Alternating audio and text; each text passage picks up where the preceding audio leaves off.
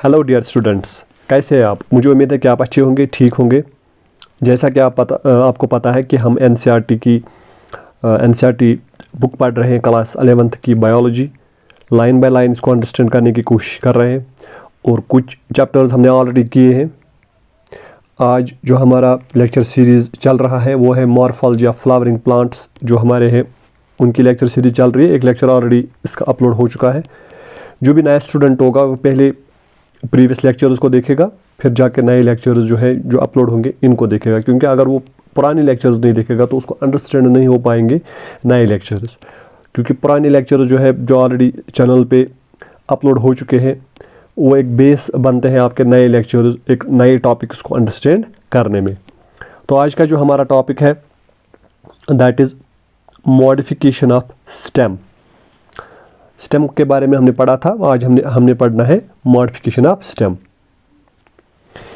The stem may not always be typically like that they are expected to be. यानी हमेशा जो हमारे stems है हमने पता है कि इस पे क्या होते हैं, ब्रांचेस होते हैं, लीव्स होते हैं, ठीक है। कभी कभार ये डिफरेंट फंक्शंस भी इन डिफरेंट प्लांट्स परफॉर्म करते हैं। दे आर मॉडिफाइड, उनमें ये मॉडिफाइड होते हैं क्योंकि उनको वहाँ पर डिफरेंट फंक्शंस करने होते हैं। 5.6 में आप देख सकते हैं, यहाँ पर आप देख सकते हो, ठीक है।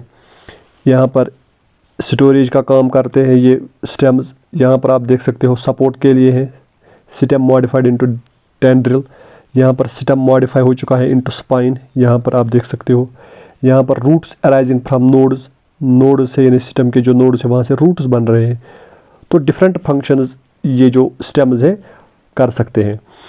अंडरग्राउंड स्टेम्स कुछ हैं। अंडरग्राउंड स्टेम्स किन में, पोटैटो में, जिंजर में, टर्मरिक में, या ज़ैमिनकैंड में, कोलोकेशिया में, और modified store food in them. ये मॉडिफाइड होते हैं और ये स्टोर करते हैं फूड को। They act as organs of pollination. ये एक्ट करते हैं as organs of pollination. Organs of pollination का मतलब कि जब इस प्लांट को अनफेवरेबल कंडीशन मिलती है तो उस अनफेवरेबल कंडीशंस में इसको वाटर की ज़रूरत होती है, या मतलब हम बोलेंगे फूड की ज़रूरत होती है, तो फूड अवेलेबल नहीं होता है। तो फूड अवेलेबल नहीं होता है, लेकिन उसके पास जो ये स्टोर्ड फूड होता है इन दीज स्टोरेज स्टेम्स, उन स्टेम्स से वो फूड निकालता है और उस अनफेवरेबल कंडीशन में ये प्लांट जो है ये सर्वाइव करता है। तो इन्हीं ऑर्गन्स को हम ऑर्गन्स ऑफ पोलिनेशन कहेंगे। ऑर्गन्स ऑफ पोलिनेशन अब क्या होता है, ऑर्गन्स ऑफ पोलिनेशन वो ऑर्गन्स जो एक प्लांट को अनफेवरेबल कंडीशंस में सर्वाइव करने में मदद करते हैं बाय प्रोवाइडिंग फूड, ठीक है। जैसे कि आप देख सकते हो जिंजर में जो रहिज़ोम है, रहिज़ोम जो है ये जिंजर जो है रहिज़ोम के लिए क्या करता है, प्रोवाइड फूड करता है। या ट्यूबर जो है पोटैटो के लिए, बल्ब ओनियन के लिए, ठीक है। टू टाइड ओवर कंडीशंस, जो कि अनफेवरेबल कंडीशंस है इससे बचने के लिए।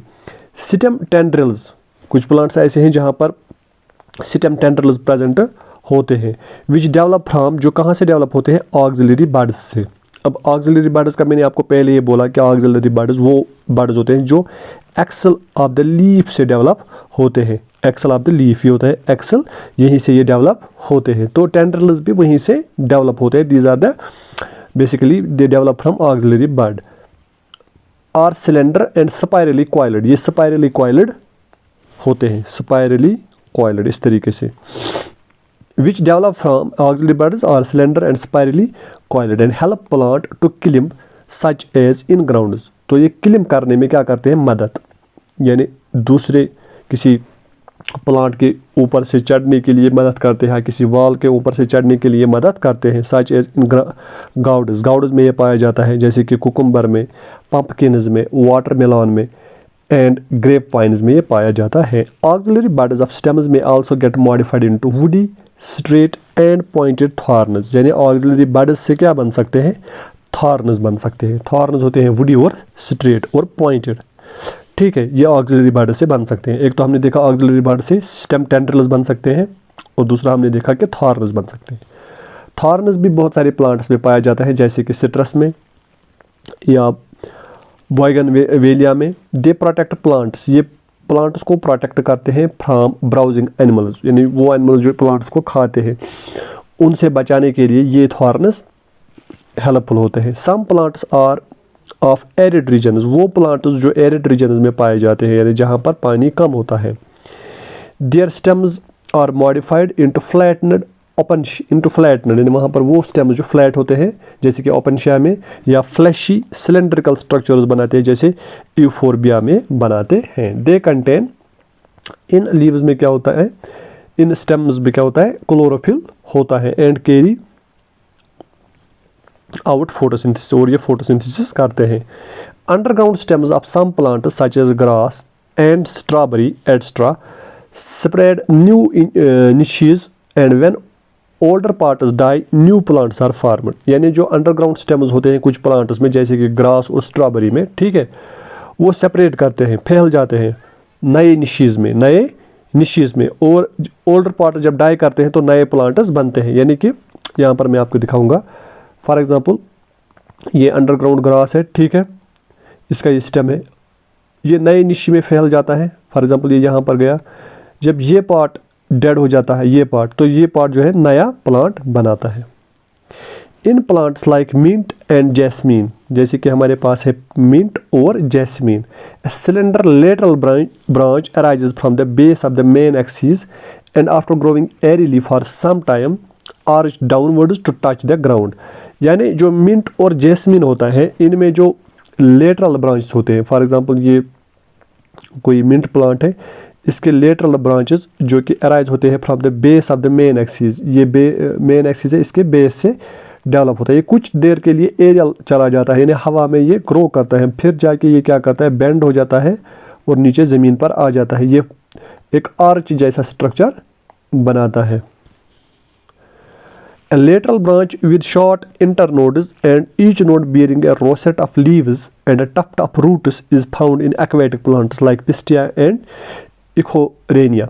यानी कुछ लेटरल ब्रांचेस ऐसे भी हैं, लेटरल ब्रांचेस जिन पर क्या होते हैं, शॉर्ट इंटरनोड्स प्रेजेंट होते हैं, और हर एक नोड पर रोसेट ऑफ लीव्स यानी लीव्स बनते हैं, एंड टफ्ट ऑफ रूट्स और रूट्स बनते हैं।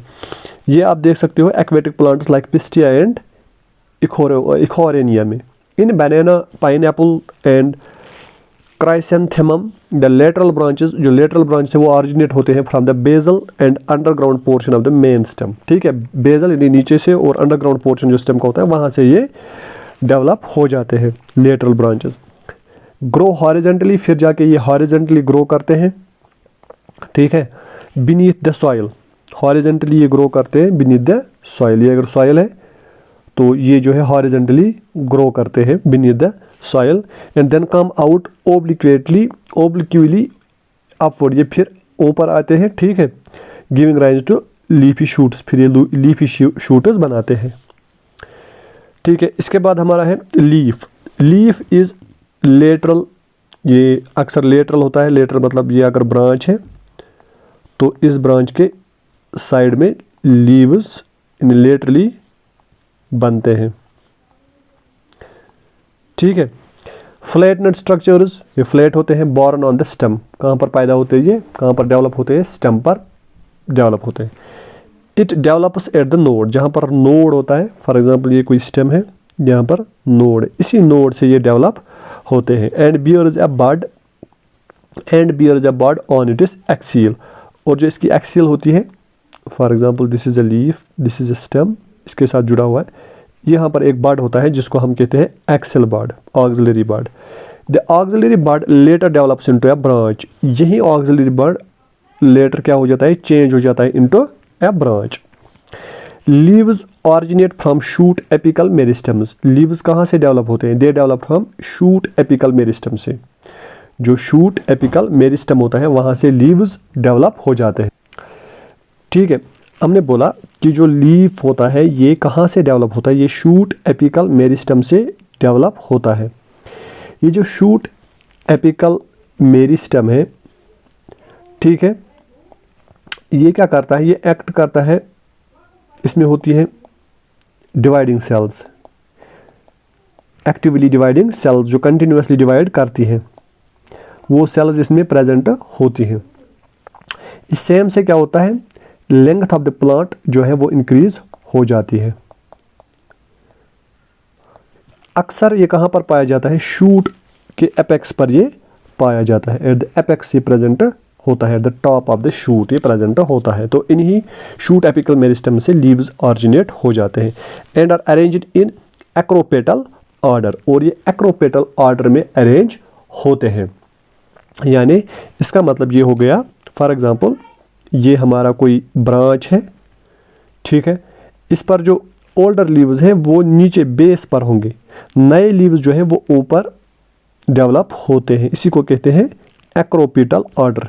यानी पुराने लीव्स, ओल्डर लीव्स कहाँ पर होंगे, ओल्डर लीव्स बेस पर, जो पहले बने होंगे वो कहाँ पर होंगे, बेस पर, और जो नए लीव्स डेवलप होंगे वो टॉप की जानिब प्रेजेंट होंगे।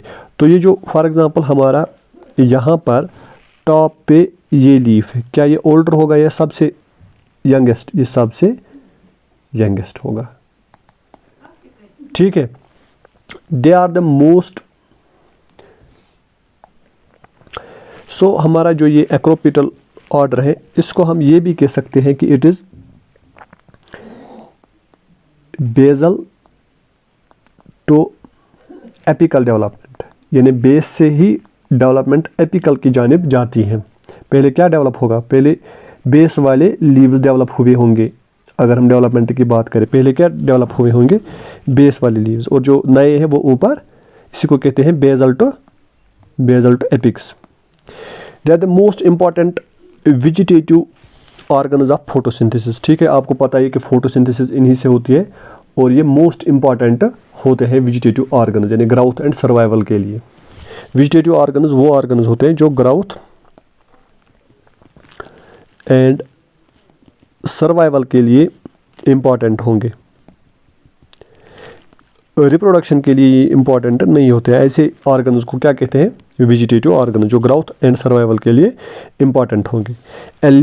Typical leaf consist of 3 main parts, एक लीफ के पास कितने पार्ट्स होते हैं, 3 पार्ट्स प्रेजेंट होते हैं। एक तो लीफ बेस होती है, पीटियोल होता है और लेमिना होता है, ठीक है। 5.7a में आप देख सकते हो, दिस इज लेमिना, ठीक है, ये इसका पीटियोल जिसकी वजह से ये ज्वाइन है किसके साथ, ज्वाइनड है विद द ब्रांच, और यहाँ पर आप देख सकते हो लीफ बेस जिसकी मदद से ये जुड़ा हुआ है, ठीक है। और भी क्या देख सकते हो आप इसमें, एक्सिलरी बड यहाँ पर, ठीक है, और ये क्या है, स्टिप्यूल।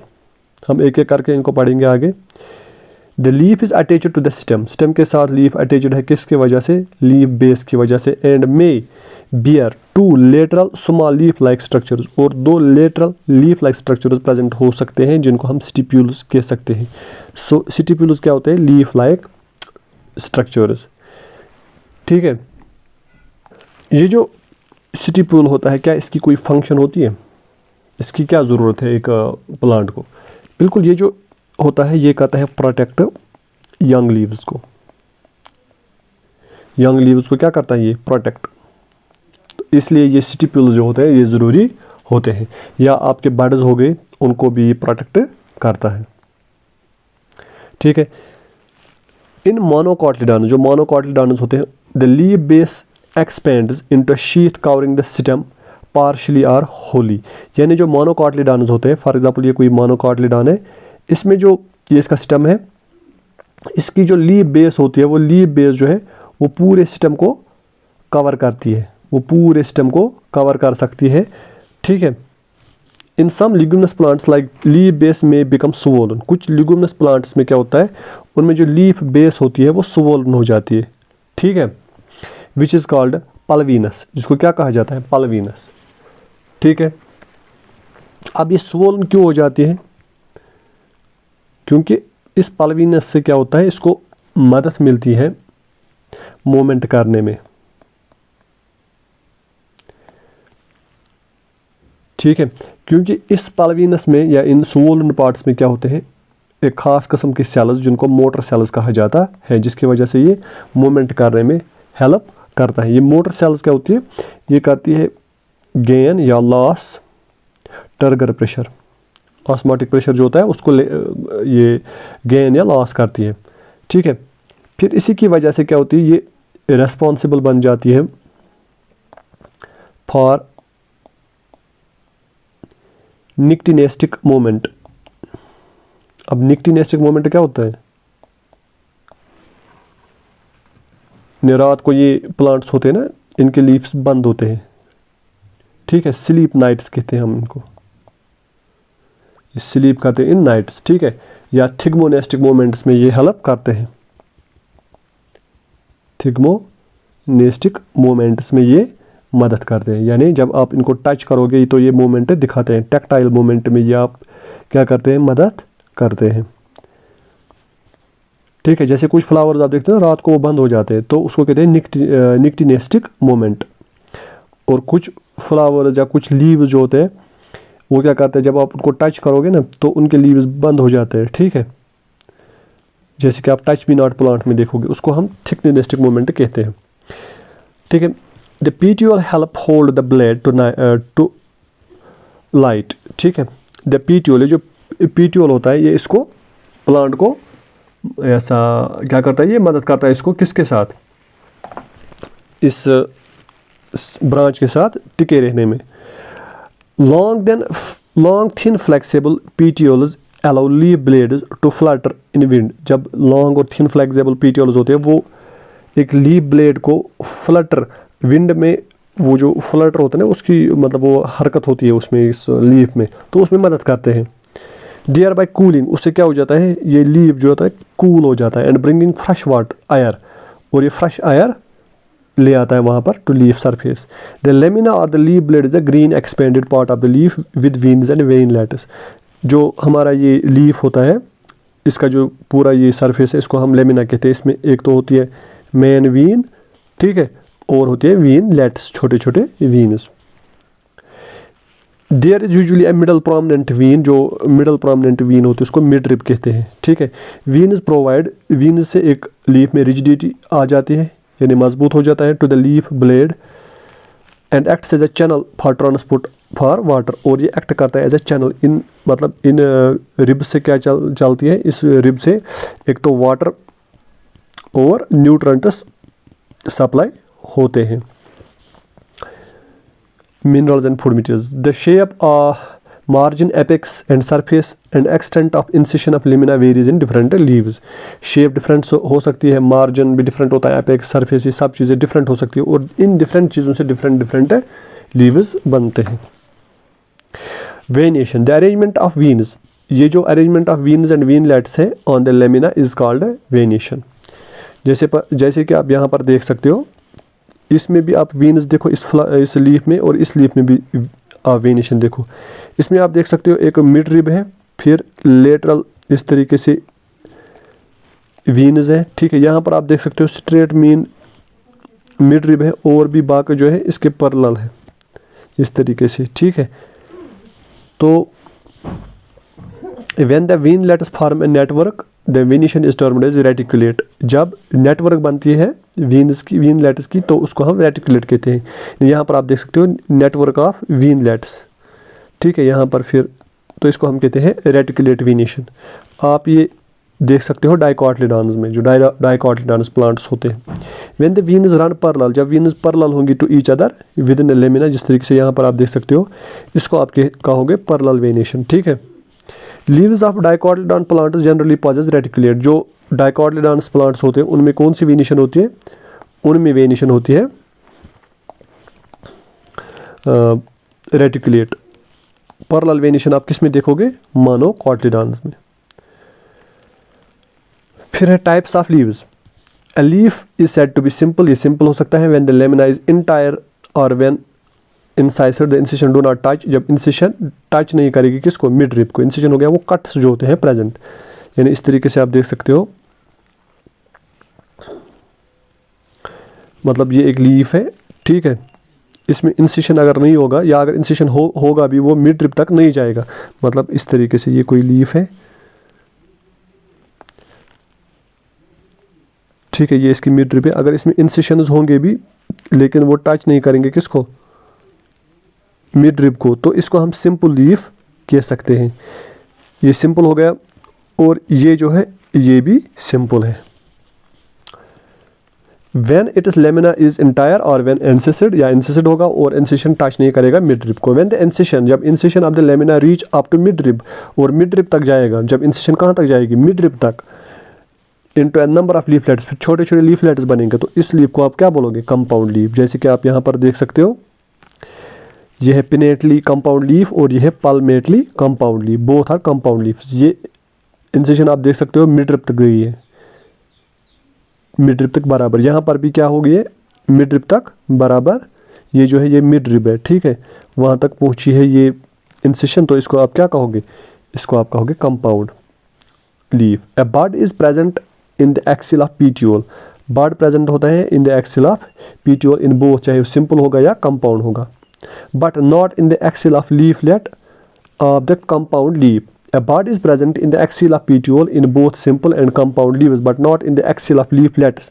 लेकिन leaflets के axial में present नहीं होता है of the compound leaf के। The compound leaves may be two types. इसके दो types हो सकते हैं, एक तो हो गया pinnately compound leaf, दूसरा हो गया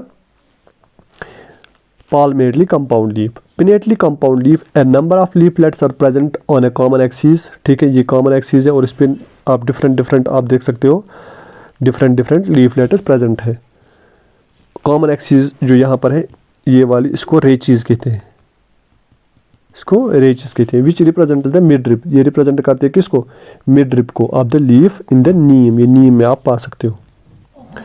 पाल्मेटली compound leaves, the leaflets are attached. जो लीफलेट्स होते हैं वो अटैच्ड होते हैं टू अ कॉमन पॉइंट, एक ही पॉइंट के साथ, that is at the tip of the petiole, petiole के टिप पर, as in a silk cotton. जैसे कि आप यहाँ पर देख सकते हो, एक यहाँ पर सभी जो है लीफलेट्स जुड़े हुए हैं, तो इसको आप क्या कहोगे? पाल्मेटली, ठीक है, पाल्मेटली कंपाउंड लीफ। जैसे कि पाम हमारा होता है ना, हथेली, इसके साथ जो हमारी फिंगर्स है, इसी जैसा स्ट्रक्चर इनमें प्रेजेंट होता है। तो कल हम पढ़ेंगे फाइलोटैक्सी। तो इस वीडियो में लेक्चर को देखने के लिए थैंक यू, और इस चैनल को आप सब्सक्राइब कीजिए, शेयर कीजिए और नोटिफिकेशन बेल को आप प्रेस कीजिए ताकि आपको आने वाली नोटिफिकेशंस मिलती रहे। Thank you.